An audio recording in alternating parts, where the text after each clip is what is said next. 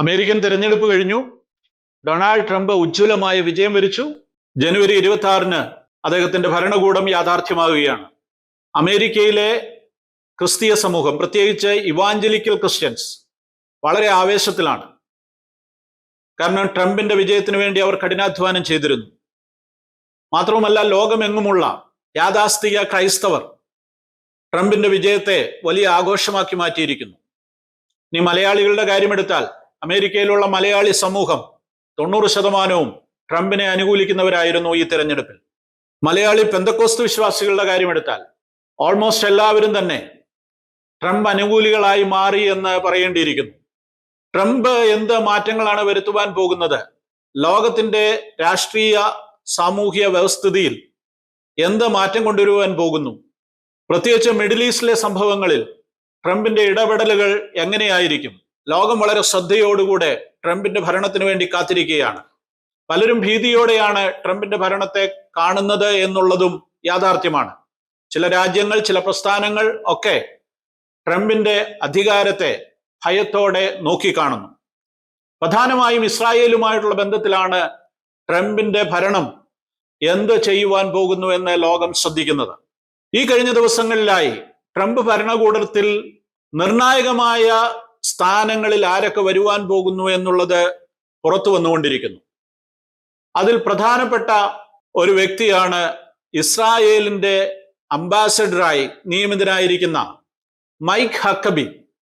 Mic ഹക്കബിയെ കുറിച്ച് ചില കാര്യങ്ങൾ, അദ്ദേഹത്തിന്റെ നിയമനം മിഡിൽ ഈസ്റ്റിൽ എന്ത് വ്യത്യാസം ഉണ്ടാക്കുവാൻ പോകുന്നു, ഇസ്രായേൽ പാലസ്തീൻ പ്രശ്നങ്ങൾക്ക് എന്ത് പരിഹാരം ഉണ്ടാക്കുവാൻ പോകുന്നു, എന്താണ് അദ്ദേഹത്തിന്റെ നിലപാടുകൾ, അദ്ദേഹത്തിന്റെ ജീവിതത്തെക്കുറിച്ച് ചില കാര്യങ്ങൾ പറയുവാൻ ആഗ്രഹിക്കുന്നു. ഒന്നാമതായി, മൈക്ക് ഹക്കബി സദേൺ ബാപ്റ്റിസ്റ്റ് സഭയിലെ ഒരു പാസ്റ്ററാണെന്നുള്ളതാണ് ഏറ്റവും പ്രധാനപ്പെട്ട സവിശേഷത. ഡാളസിലെ ഫോർട്ട് വർത്തിൽ തിയോളജിക്കൽ വിദ്യാഭ്യാസം പൂർത്തിയാക്കുകയും തുടർന്ന് അർക്കൻസാസിൽ പാസ്റ്ററായി സേവനമനുഷ്ഠിക്കുകയും ചെയ്ത അദ്ദേഹം ശക്തമായ നിലപാടുകളുള്ള വ്യക്തിയാണ്. അത് തുറന്നു പറയുന്നതിൽ അദ്ദേഹത്തിന് മടിയില്ല. ഇസ്രായേൽ പക്ഷപാതിയാണ്, യാഥാസ്ഥിക ക്രൈസ്തവ ആശയങ്ങളിൽ അടിയുറച്ച് വിശ്വസിക്കുന്ന വ്യക്തിയും വേദപുസ്തക പ്രകാരം ജീവിക്കണമെന്ന് ഉപദേശിക്കുന്നയാളും ഈ കാലഘട്ടത്തിൽ ക്രൈസ്തവ ആശയങ്ങൾക്ക് വേണ്ടി അമേരിക്കയിൽ ശക്തമായി നിലകൊള്ളുന്ന യാഥാസ്ഥിക ക്രിസ്ത്യാനിയാണ് മൈക്ക് ഹക്കബി. അദ്ദേഹം ഇസ്രായേലിൽ അംബാസഡറായി എത്തുമ്പോൾ എന്താണ് സംഭവിക്കുവാൻ പോകുന്നത്? ഞാൻ നേരത്തെ പറഞ്ഞതുപോലെ അദ്ദേഹം സദേൺ ബാപ്റ്റിസ്റ്റ് സഭയുടെ പാസ്റ്ററാണ്. അവിടെ നിന്നാണ് അദ്ദേഹത്തിന് ഓർഡിനേഷൻ ലഭിച്ചിരിക്കുന്നത്.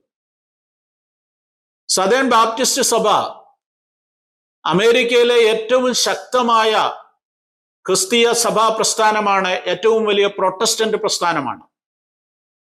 സദേൺ ബാപ്റ്റിസ്റ്റ് സഭയ്ക്ക് 1,00,000 ആരാധനാലയങ്ങൾ, പള്ളികളാണ് അമേരിക്കയിൽ ഉടനീളമായി ഉള്ളത്.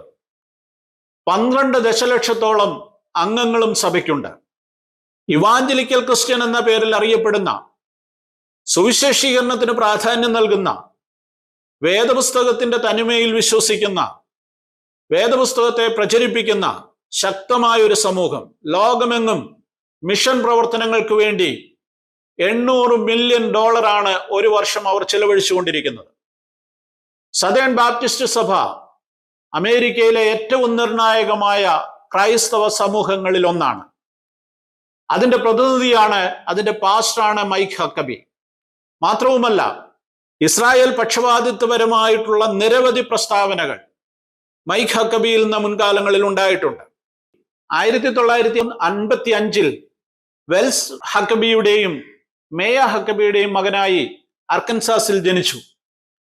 14-ാമത്തെ വയസ്സിലാണ് അദ്ദേഹം തന്റെ ഔദ്യോഗിക ജീവിതം ആരംഭിക്കുന്നത്. ഒരു റേഡിയോ സ്റ്റേഷനിൽ വാർത്ത വായിച്ചുകൊണ്ടാണ് ജോലിയിലേക്ക് താൻ പ്രവേശിക്കുന്നത്. എല്ലാ കാലത്തും മാധ്യമങ്ങളോട് ചേർന്ന് നിൽക്കുവാൻ അദ്ദേഹം ശ്രമിച്ചിട്ടുണ്ട്. ഫോക്സ് ന്യൂസിൽ അദ്ദേഹത്തിന്റെ പ്രസിദ്ധമായ ഒരു ടോക്ക് ഷോ ദീർഘകാലം നടത്തിക്കൊണ്ടിരുന്നു. മാത്രവുമല്ല, 24 മണിക്കൂറും പ്രവർത്തിക്കുന്ന ടെലിവിഷൻ ചാനൽ തന്നെ അദ്ദേഹം അർക്കൻസാസിൽ ആരംഭിക്കുകയും ചെയ്തു. ക്രൈസ്തവ ആശയങ്ങളിൽ അടിയുറച്ചു നിൽക്കുമ്പോൾ പലപ്പോഴും മാധ്യമങ്ങളോട് കലഹിക്കേണ്ടി വരാറുണ്ട്. പരിണാമവാദം സ്കൂളുകളിൽ പഠിപ്പിക്കുന്നതിനെ കുറിച്ച് അദ്ദേഹത്തിന് വ്യക്തമായ നിലപാടുണ്ട്. പരിണാമവാദം പഠിപ്പിക്കുന്നതിനെ അദ്ദേഹം എതിർക്കുന്നില്ല. എന്നാൽ അതോടൊപ്പം സൃഷ്ടിവാദവും കൂടെ സ്കൂളുകളിൽ പഠിപ്പിക്കണം എന്നാണ് അദ്ദേഹത്തിന്റെ നിലപാട്. അദ്ദേഹം അത് തുറന്നു പറയുന്നുണ്ട്.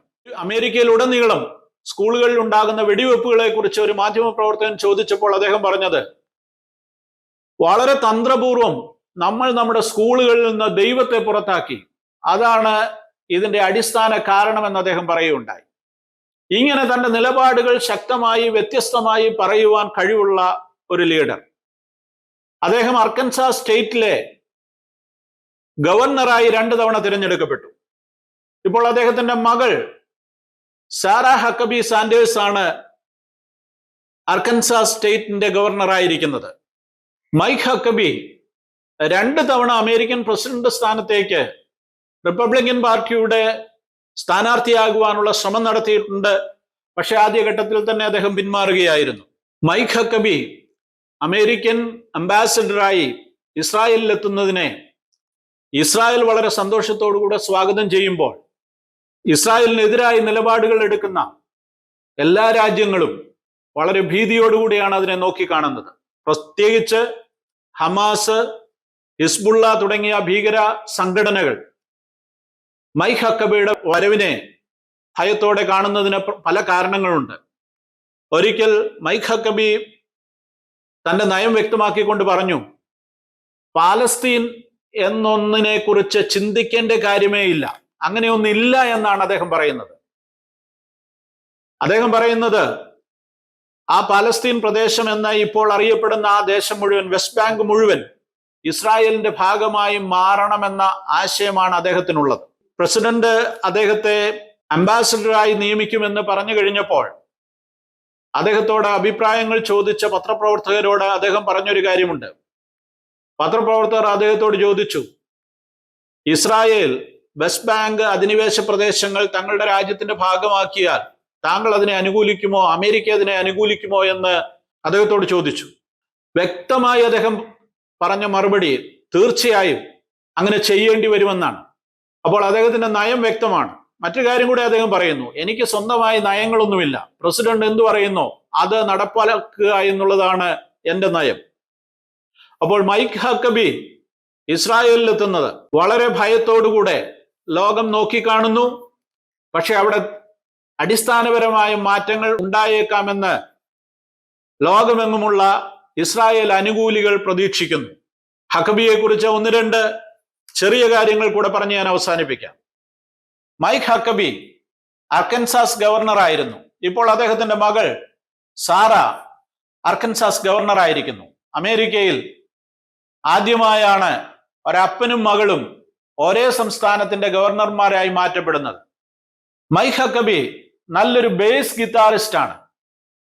നിരവധി കൺസേർട്ടുകളിൽ അദ്ദേഹം ഗിത്താർ വായിച്ചിട്ടുണ്ട്. നിലപാടുകളിൽ ഉറച്ചു നിൽക്കുന്നയാളാണ്. തീരുമാനങ്ങൾ എടുക്കുവാനും അത് നടപ്പാക്കുവാനും അദ്ദേഹത്തിന് ഒരു ബുദ്ധിമുട്ടുമില്ല എന്ന് സ്വന്തം ജീവിതത്തിലൂടെ അദ്ദേഹം തെളിയിച്ചിട്ടുണ്ട്. തന്റെ ശരീരഭാരം ഒറ്റയടിക്ക് 100 പൗണ്ട് കുറയ്ക്കുവാൻ അദ്ദേഹത്തിന് സാധിച്ചു. ടൈപ്പ് 2 ഡയബറ്റിക് കണ്ടെത്തിയതിനെ തുടർന്നാണ് അദ്ദേഹം കടുത്ത തീരുമാനമെടുത്തതും തന്റെ ശരീരഭാരം കുറച്ചതും.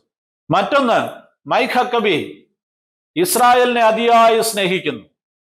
100-ലധികം തവണ അദ്ദേഹം ഇസ്രായേൽ സന്ദർശിച്ചിട്ടുണ്ട്.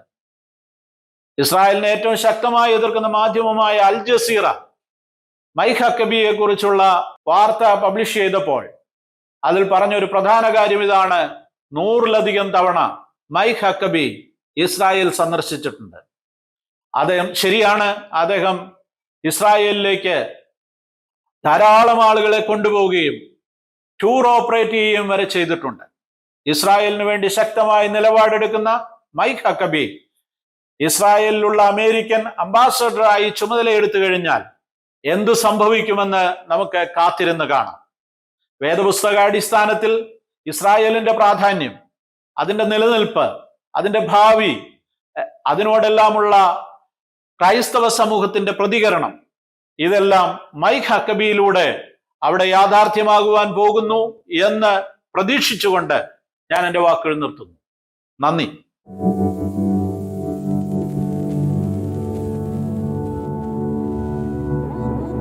ഒരു കാര്യം കൂടെ, ഹല്ലേലൂയയുടെ ഈ യൂട്യൂബ് ചാനലിൽ വരുന്ന വാർത്തകളും നിരീക്ഷണങ്ങളും ഒക്കെ നിങ്ങൾക്ക് കേൾക്കുവാൻ, തുടർന്നും കാണുവാൻ ഒക്കെ താല്പര്യമുണ്ടെങ്കിൽ സബ്സ്ക്രൈബ് ചെയ്യുക, ഇതിനെ സപ്പോർട്ട് ചെയ്യുക, മറ്റുള്ളവർക്ക് ഇതിനെ പരിചയപ്പെടുത്തുക.